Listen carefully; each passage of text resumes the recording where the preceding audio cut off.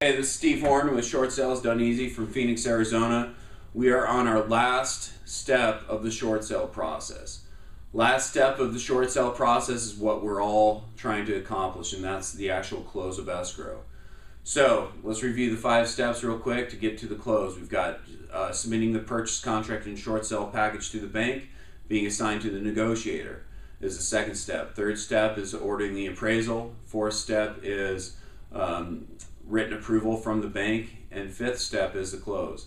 So once we get to the written approval stage, buyer and seller have agreed on a price, the bank's investors have agreed on terms in which to sell the property for.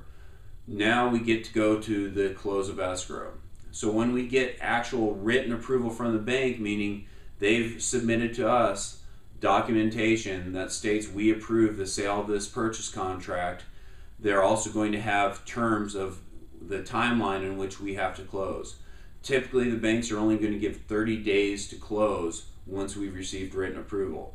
Now, the great thing about written approval is now we have a price and we know what the terms the banks are willing to accept. This is huge in the short sale process. This is the goal of my negotiators, is to get the written approval within 3 months, because once we have that, we have the power to, if we lose a buyer, go out and market this home very quickly. Remember, throughout this whole short sale process, buyers are still looking at other homes. They want to find a deal, and they want to find something that they can move into quickly. If they've waited us for 3 months, and say an REO property, a foreclosure property comes up, and it's a better deal, chances are they may jump ship from our purchase agreement and head on over to that REO or foreclosure. But the key to that is, even if we lose that buyer, we have written approval, and we know that we can market this property aggressively and secure a new contract, because now we're only 30 days away from closing. So huge, huge, huge is the written approval, and making sure that we keep the buyer in line, and we're communicating with them every week to make sure that they aren't going to leave us. Once we get that written approval, then we can go to close.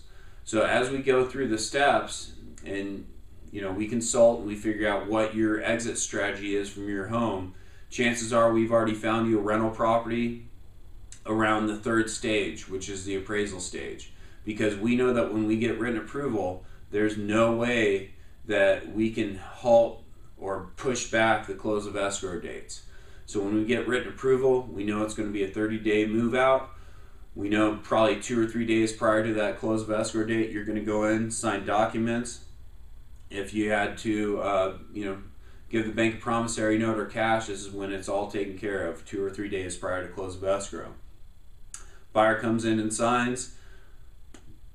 It records at the county recorder's office, and your property, your hardship, the equity that you were quite a bit behind on is wiped clear.